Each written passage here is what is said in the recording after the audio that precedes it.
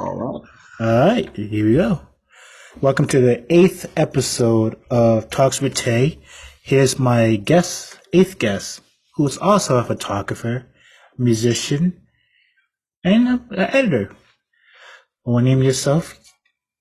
Word. My name is Kanu. Happy to be here. I enjoy being on podcasts and having cool conversations with my friends and just I like doing interviews. So this is pretty exciting. Hey, that was me. So, all right, let's start with how was your day today? How was your day? My day is pretty okay. I've kind of had just been working through a couple things with school. School's been a little stressful, but I mean things are getting better. I'm getting acclimated to all my classes, trying to stay on top of my work. Just trying to manage my social life, my school life, and pretty much just do that thing. But it's cool. My day is pretty alright. That's good. I'm sorry, I'm just distracted. I see the Soul Eater poster behind you. Yeah, All right. my roommate's really into anime. So we got a couple. Like our living room is kind of like a space where we all just hang posters. So like my roommate, he has a Soul Eater flag and like a Punk Girl thing, Bring Me the Horizon tour thing. Like over here, I can turn a little bit. Like I don't know if you can see it. I have a Saw poster and like a Rockstar skateboarding. It's just like a place where we kind of express ourselves in the things that like we like. Like, have you seen Soul Eater? I haven't. I personally don't really watch too much anime. I'm not opposed to anime. It's just like something that there are very few animes that I've like really watched and like gotten into. I mean, I guess I don't know if the Boondocks count, but I've seen every episode of Boondocks front to back. Um, I don't think Avatar: The Last Airbender counts, but all that front to back. I watched a little Naruto. It was like okay. I watched a little Attack on Titan. It was okay. Like I haven't really found anything that piques my interest. I mean, like growing up, I watched like Yu-Gi-Oh and Pokemon. Again, I don't know if those count as animes, but like Oh yeah, Pokemon and Yu-Gi-Oh are animes. okay, word, Yeah, yeah, yeah, because it just the Saturday mornings they dubbed it for us back yeah. in the yeah. So I had the same conversation yesterday. Did you play Yu-Gi-Oh or Pokemon back in the day? Oh, absolutely. Oh. Funny story. My family would. It's like a tradition. We used to go to the flea market in suburban Chicago. Gary, Indiana, actually is the town. There's a flea market, and my aunt and grandma would take me all the time. And there was this guy who would make counterfeit Yu-Gi-Oh cards. Like they would make like Exodias, like Blue Eyes, White Dragon, like crazy, Yu-Gi-Oh cards, and you could buy them for cheap because like they weren't real. Hmm. Um, but I had a big deck of cards that was just like loaded, just super Yu-Gi-Oh cards. And then I moved to the suburbs, and all the kids are like, "Whoa, how'd you get this?" I'm just whooping on all these kids with the card, taking all their decks. Because you know how like you win, you take the cards. So I'm just racking up victories. And then I washed my deck, and I ruined all of my cards. And at that point, I just gave up. See, so the other Yeah. day, yeah. So the other day I was talking about how I used to take kids' cards playing Yu-Gi-Oh and stuff, and Mm-hmm. I thought I was the villain. I was like, yo, that's how we play. If you lose, That's how you play.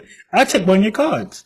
Yeah. I'm like, Like that's, yeah, that's how it works. yeah. It's like, yeah, do better in math. I used to cheat though, so I that's mean, the that's like if I you mean, cheated too, who it's like okay, but you cheated too.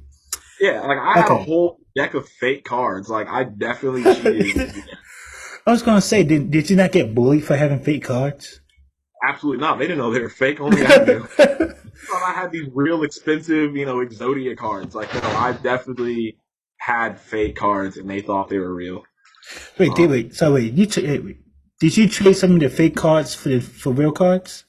oh, I never traded them. Like, I would just because like the way we played is like, we played in school, and it's like if you won, you got to take your opponent's best card or a card of your choice from your opponent. So Mhm. I had a fake deck, and I was just stealing kids, Yu-Gi-Oh cards because I was beating them with a fake deck, taking all their real good cards. Um, but I mean, I guess karma came back. I watched it, and they all disappeared. So it was fun Damn! while it lasted. Wow. So you say it was part of your time in Chicago? Is that where you're from? Yeah, so I kind of spent like my childhood in Chicago. my family's from Gary, Indiana, which is like right outside Chicago, like 45 minutes. And so my mom just moved from there to Chicago, and that's where I went to elementary school, and that's just where I grew up. That was like the first like culture I kind of got used to. It was just that was my first, introduction to a regional lifestyle, I guess. Hmm. So yeah, I left Chicago when I was about 10 to move to Maryland. But yeah, I mean, most of my childhood was spent in Chicago. Mm. hmm Wow. It's so weird to ask. hmm What's Chicago like? I've never been there. I heard rumors. I mean, yeah, there's the rumor that it's Chirac. It's like Hmm. everybody's shooting. Like it's just murder. I mean, yes, crime is bad. Yes, gang violence is bad. Yes, there are a lot of kids that die of gang violence, whether even gang related or not. They people get hit with stray bullets. Stuff happens. Like that's just the life of that city, but that's the life of a lot of cities. Chicago, in my opinion, is one of the most beautiful cities that I've been to. It's Mm. on the lake. Like downtown, there's just a lot of amazing architecture, a lot of glass buildings, and the river, Chicago River, runs through the city, and so like it's a very unique city where it's like you have a lot of beautiful things to look at, whether it's water, whether it's buildings, whether it's there's a lot of good sports. There's a lot of good food in Chicago. Of course, like the Chicago style pizza, Chicago style hot dogs. Like Chicago is just it's a really cool city. Like it just has a bad rep. Hmm. I mean, and yes, like it's kind of earned it, but at the same time, like where there's bad, there's also a lot of good. So Hmm. like you just kind of take it and leave it. These like you named a lot of places in Chicago, like mostly water places. That's where you mostly spend your time at when you was younger. Not really. I mean, we go into the city every once in a while, but like I lived on the south side, 63rd and Evans. Like I spent most of my time at school in the house. Like I wasn't allowed to kind of like explore too Hmm. much just because like it's dangerous. Like it was not common for like it was like a I didn't even process this as a danger thing or like if something was wrong, but like it would be oftentimes we'd hear shooting outside and like my mom would just be like, all right, go in the closet, and it was just like, okay, you hear gunshots, go in the closet. And it wasn't like something I was like deathly afraid of or like have this trauma. It was just like this is just how we live. So my mom was very protective of me while I was in Chicago. We still went out and explored the city together. We still went to like, Cubs and White Sox games, and we still went, to Lake Michigan, and we still enjoyed the city, but like I was very sheltered of that part of my life just because, my mom didn't want me to be one of those kids that's on the 7 o'clock news that got hit by a stray bullet, or like it happens a lot that Hmm. kids just get hurt for something that they didn't have anything to do with. Hmm. So the person you are today, is it because of your mother? Uh, no, Or partial. Well, yes and no. Partially, yes and no. Like I grew up really having to prove and know who I was and like be firm in who I was. Like I was never a kid who was like into what everybody else was doing. Like Mhm. growing up, my favorite thing to do was watch ice hockey, play, heavy metal music, skateboard, watch skateboarding videos, play like things that like most black kids in the hood are not doing. Mhm. And a lot of people found it strange or anything. I didn't really care. Like it was something of just me being myself, and like I got pushback from my mom. I got pushback from my peers, but it's something I just did not care about because like in the end of the day, they're not living my life. Like these are the things that I enjoy, and I Mhm. know that they're not harming anybody. I know that they're not harming myself. So if they have a problem with it, like what does that have to do with me? Like they're free to have their problems, but I'm gonna enjoy what I like. Yeah. So you say So you say you listen to rock music. yeah, You do music, right? yes. Like what do you like? Are you in a band or anything? Yeah. Right now I'm in two Mm. bands. I'm in a band called Gut Check and a band called Razor Tail. Yeah, go ahead. Yeah, so yeah, I have always kind of played music, just here and there, just as fun. But since I moved to Atlanta, like I've been around more serious musicians and had more of my own space to create music. Hmm. Like the room I'm sitting in now, like there's a drum set and a whole bunch of guitars and amps and stuff because like this is just a space where like we create music. So that's pushed me to be in more projects. That's pushed me to elevate my like music.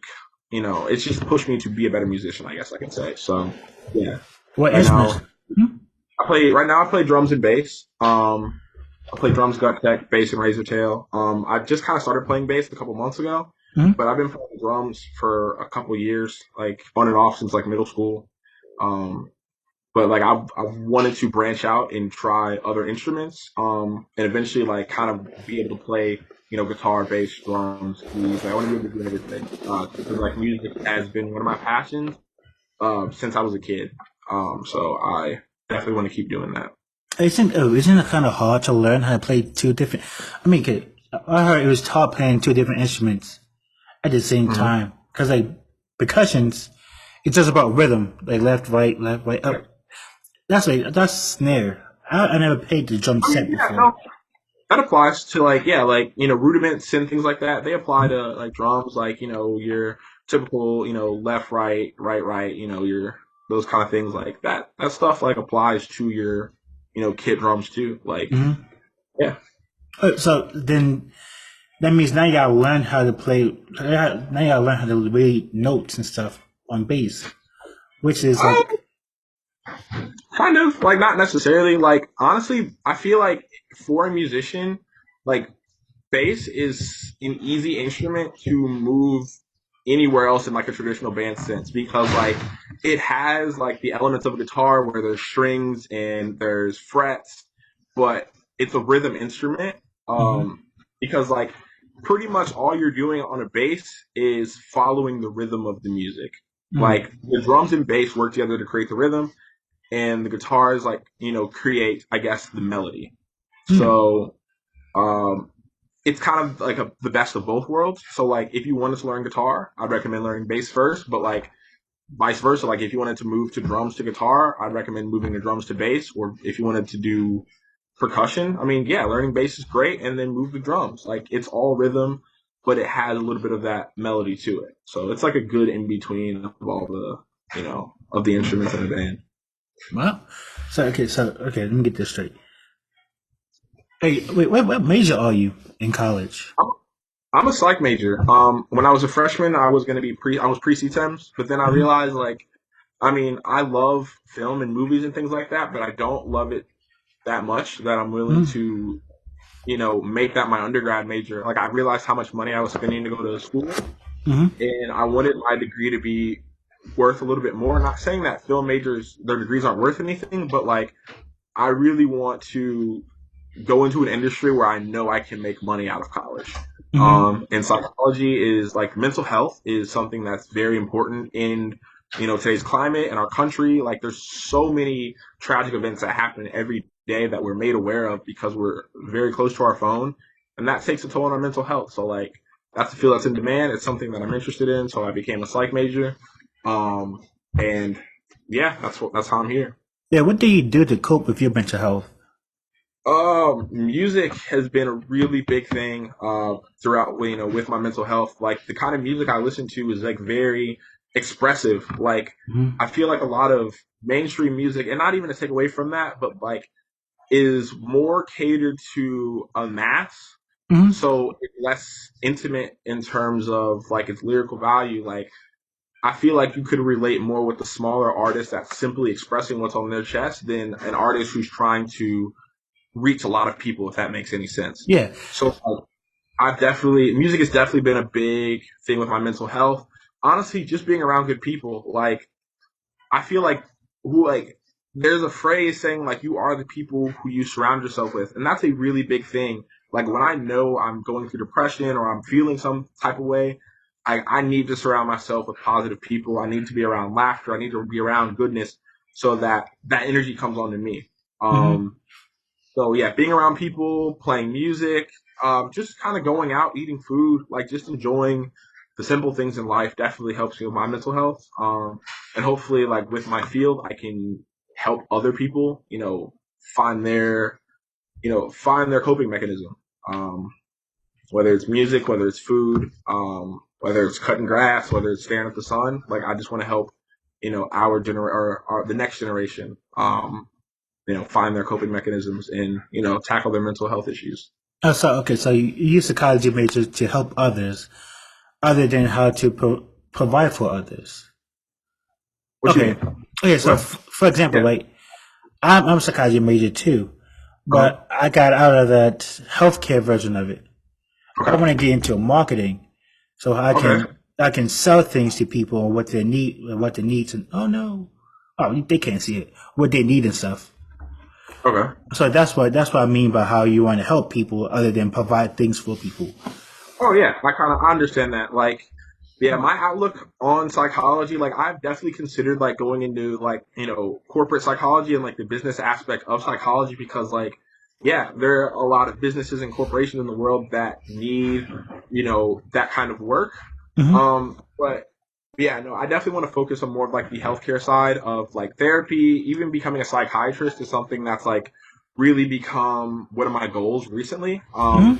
Is like if I'm going to school, like I might as well go all the way, become a doctor, and be able to not only talk to the next generation and help them out with their issues, but provide them the resources that they need to actually chemically uh, fight those issues, if that makes sense. So. Do you join any like mental health clubs on campuses? Campus? I'd like to. I just got back to campus, so like I know Chill exists. I've heard Yep. of Chill, but I don't really know any other ones. But like that's something that I'd like to do in the next year is join and like really be more active on campus and like some of the clubs that we have, especially those with mental health.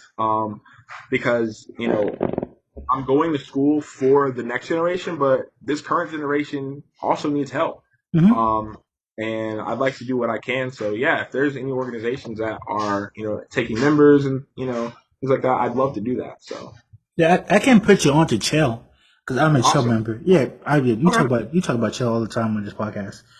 They need to Okay. sponsor. They need to sponsor me at this point. Yeah. Yeah, but yeah, I can really help you on getting a Chill if you really want to get into it. Okay. But oh, I want to ask you another question before we start to Lizard Licks to get to know you Okay. more. Do you think society nowadays are more sensitized but also sensitive at the same time? Are are we becoming more desensitized yet sensitive? Yeah. Um, yes, like, and I see your question, and like, I do understand your like your outlook on that. Like, yes, I can 100% say we're more desensitized than our last generation. Like, you go on Twitter right now, like, I think about that summer, that first summer during lockdown with COVID, when Hmm. we had all these Black Lives Matter protests, and like if you looked on Twitter, if you looked on Instagram, it was not uncommon to see a black or brown kid being murdered by the police, being beaten, chased by riot police. Like that's not healthy to see somebody who you have some sort of relation to, whether it's that's some place you're from, that's skin color, that's gender. Like if you have a relation to that person, you're seeing them being harmed in a way, and it's so constant and so regular. Like you can watch videos online of people just like us being murdered, and you can see the life leaving their bodies. That's extremely unhealthy. Hmm. Um, Especially during a time like quarantine where we were literally stuck in the house with nothing to do but look at our phones.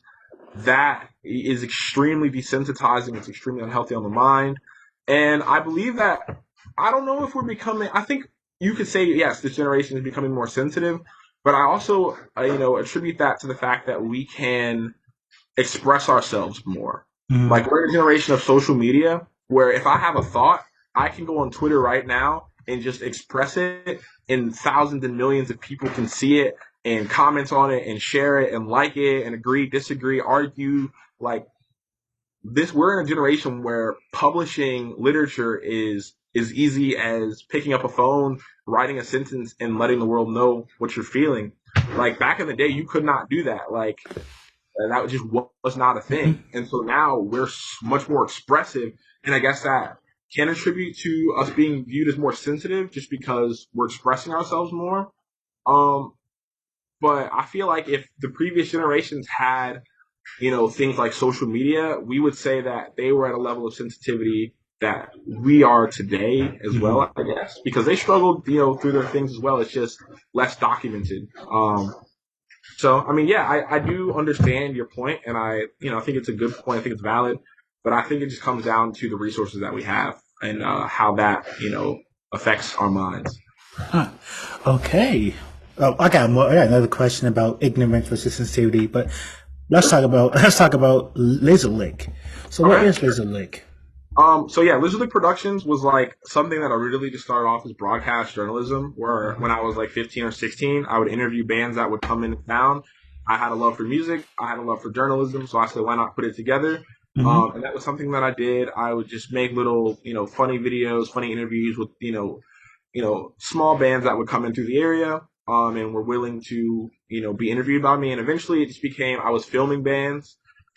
Just because like I saw that as also a way that I could go see music. I loved Mm-hmm. seeing live music, and having a camera will get you into a lot of places in that industry. And so that was something that I always kept close by me is my love for media. And then eventually, my family bought me my first DSLR camera, and I started learning how to take pictures at concerts. And it's more of turned into my photography Mm-hmm. more than any other media outlet. But like that's just kind of how it came about. I'm not really even sure how I got the name. Like I really don't. I think it was just something that Mm-hmm. was in my mind, and I think I just had like a wacky mohawk or something, and Mm-hmm. I think kids like would call me Lizard, and it was kind of funny, and like it just stuck and Yeah. became my business model. And yeah, here I am 5 years later, and it's still something that I work on, you know, every day, every week. So, what type of photography do you do? Is it just for music events? No, It's, I do pretty much anything. Like I hmm? shoot weddings, I shoot portraits, I shoot for businesses, I shoot events, like literally anything that needs photographs. That's something that I can and like will do. Like I don't really want to like corner myself with the things that I do with my media. So Mm-hmm. like yeah, I started off doing photography and music, but like if people need wedding photos, people need just like portraits done, headshots done, like I can do all that stuff. So yeah. Hmm. Wait, blah, blah, blah. Where can they find it? Where can they find your photography? Uh Most of my photography is posted on my Instagram at Lizard Lake Productions on Instagram. Um that's pretty much where I post most of my work. Um Like I've tried using other social media outlets, but I'm really not like the older I get, the less I care about various social media outlets. Like Instagram is really where I like to do most of my business and contact clients just because kind of everything together. There's messaging, there's photos, there's comments, there's sharing. Um, Facebook is just something that I never could really get into. Mm-hmm. Twitter, I like to just look at Twitter just for like just memes and current events. Like it's not really something I like to do for business. Um, and like I don't really do the broadcast journalism anymore with that. So like YouTube is like something I don't really do either. Mm-hmm. Uh, but so yeah, Instagram is pretty much where I'm Yeah, at. wait. Dang.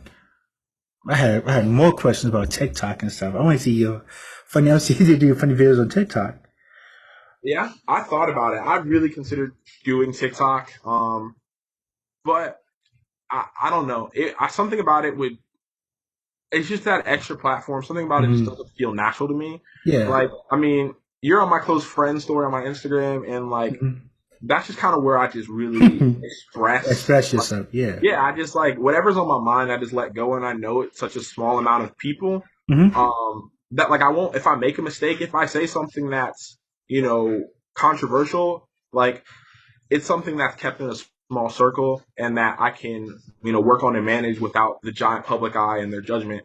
Like I mean, my close friend story is just me wilding, um, Mm-hmm. and like I'm not at a place where I'm ready to express that to the entire world. Like there's still things that I want to do. Like I'm about to go to med school in like 2 years. So like I mean that's like serious business. Like Yeah. I can't like have like goofy memes and things like that being shared to just everybody when I'm supposed to be somebody's doctor, you know? Yeah. Right. Dang. So, what's some advice you would give somebody who wants to be where you're at right now? Uh I mean, it sounds so generic. Like, Hmm. I guess follow your dreams is like the most generic thing that anybody could say, but it's the most important thing to do is like listening to yourself and not to other people. Following what your actual aspirations are going to get you where you actually belong in life. Hmm. Like, if you like anime and your friends don't like anime, why do that doesn't like what your friends like think about, your interests should not matter. It's about what you like because ultimately it's your life. If you like music, follow your music, follow what you want to do. Like, I meet so many people that are led astray by the interest of other people, and not everybody has your best interest. So why do you care about their interest? It's about what you're interested in. So, I mean, I guess that's the only advice I can give. I mean, like, I still got a lot of life to live. I still got a lot of Hmm. hard lessons to learn.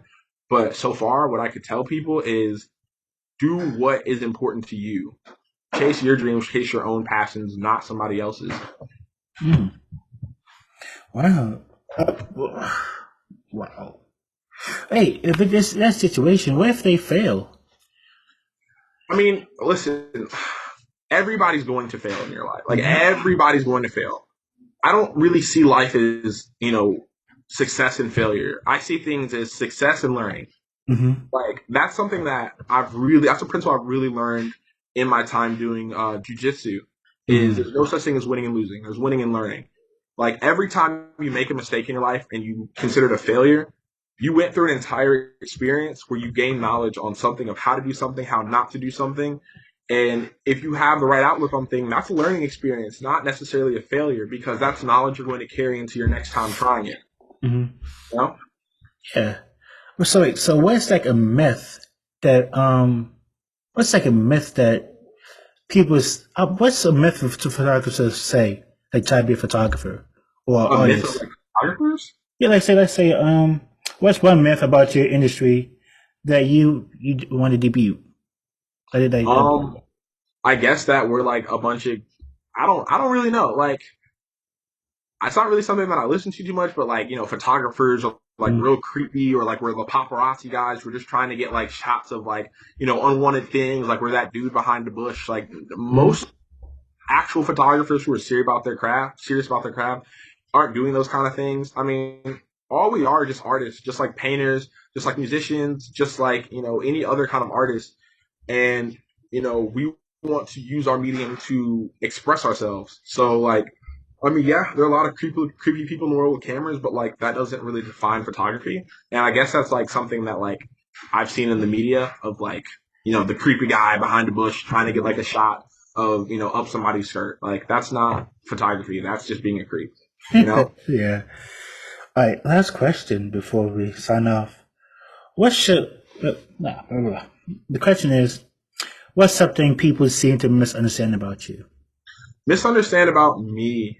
I don't, it's going to sound like a little bit, I mean, weird, but I don't really care how people, you know, like to perceive and judge me. Like, I Mm-hmm. mean, we're in a world of judgment, and that's okay. Like, I'm okay with being judged, but in the end of the day, the opinion of somebody in my life right now, unless they're opening a door for me, I don't care. Like, I'm living for myself at this point. Like, I know the things that I like. I know what right and wrong is. Mm-hmm. Um, and I believe in doing the right thing, and I believe in doing the right thing for myself. So, like, I mean, how people want to perceive me, please perceive me however. That's your judgment. But in the end of the day, unless you're putting a check in my hand or putting me in front of somebody who's going to put a check in my hand, I don't care. There's no reason for me to. Like, why stress over somebody else's opinions on how I live? Like, I don't need that added stress in my life. Like, there's so many other things that I could be worrying about that could, better myself Mm-hmm. than, the judgment of other people who don't have their whole lives together either. So, like, like I said, unless somebody's got a check for me or a path to a check, perceive me how you will. I mean, Dang, I didn't let that lesson until I was in college. Nope, high school, senior year. hmm Yeah, it's just a lesson everybody gotta learn eventually. yeah, like, I mean, in the end of the day, like, you are all you have in your life. Mm, Like, you have family, yes, you have friends, yes, but in the end of the day, you are all you have. None of that exists without you. Yeah. So you got to take care of yourself first. And then you take care of family, you take care of friends, you take care of whoever's important to you. But you always have to be the most important part of that. So, if, other people want to influence that and change that, like, I'm going to be real, I'm not here for it. Unless, like, you got something for me to make me a better person. If it's just like somebody's judgment or their odd perception of me, or they're like, oh, I don't like the way he does this, I don't like the way he does that, and it's not like actually something constructive, it's just judgment, I could care less. Like, let me know, keep it to yourself. Either one, I'm not listening, Your background. I'm sorry. Yeah, my roommate in the back. Yeah, that's fine. But I had a good episode. My bad, I was that energetic. I just really taking it in just today. Yeah. Yeah. So how can everybody find you and your music? You can find me on Instagram at Lizardlick Productions. You can follow my bands on Instagram at razortail.tv or gutcheckhc on Instagram. The music's also on Spotify, Apple Music, Razortail, Gutcheck, all of that stuff is there. Yeah, that's how you can find me. All right, and you can find me on Spotify, Apple Podcasts, and other I almost had a perfect podcast until that happened. Apple Podcasts, Spotify, and other podcast platforms. You also find me on Talks with Tail on TikTok. And also, you find me on Tight the Stage on Instagram. If you ask politely, and $5, you'll be my close friends. Yeah. That's something I need to do. Yeah. But yeah, thank you for coming. Thanks for being here. Awesome. Thank you for having me. No problem. Yeah. I'll talk to you after. But you're still here. I don't know why you're still here listening. All right. I said bye. Have a good All right, see you.